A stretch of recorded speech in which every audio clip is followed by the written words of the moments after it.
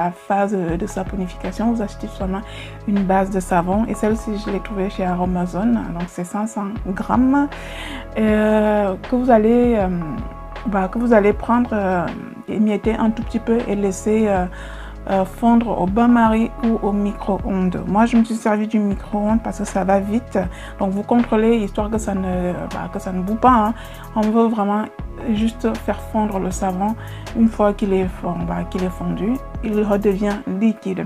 C'est à ce moment là qu'on va commencer à faire nos ajouts. Pour cela, vous allez prendre votre huile que vous allez mettre, voilà. Alors l'idée ici, c'est vraiment de le rendre un peu surgras pour des peaux à problème, pour des peaux plutôt sensibles.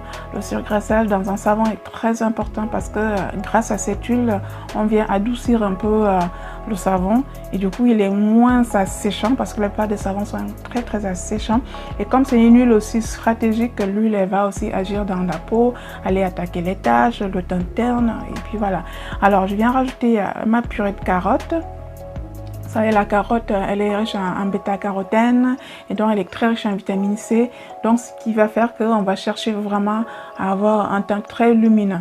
Et alors, je viens rajouter du curcuma. Vous savez, le curcuma n'est pas seulement un épice, ça s'utilise beaucoup en cosmétique. Donc, il est anti-inflammatoire, pardon. Donc, tout ce qui est taches, boutons, acné, ça va vraiment jouer histoire de jouer son rôle anti-inflammatoire, de cicatriser aussi. Et du coup, comme il y a aussi de la curcumine dans le curcuma, il aura aussi ce petit côté glowy, d'où sa couleur un peu orangée. Derrière, je viens rajouter mon citron et mon miel. Le miel, il est antibactérien. Le citron, il est éclaircissant dans le cadre de clarification. Donc, on est là pour clarifier le teint et non éclaircir le teint, comme d'habitude.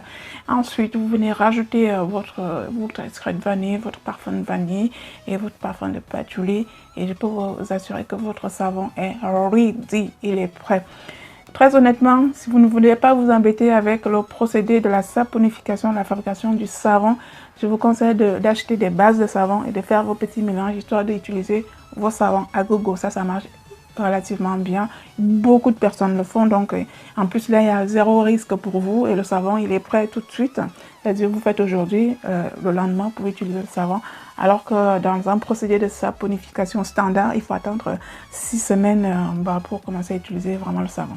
Donc là je remélange bien le tout, histoire vraiment de tout mélanger et que tout soit incorporé dans ma base de savon. Vous prenez un moule plutôt en silicone ou alors si vous n'avez même pas de moule,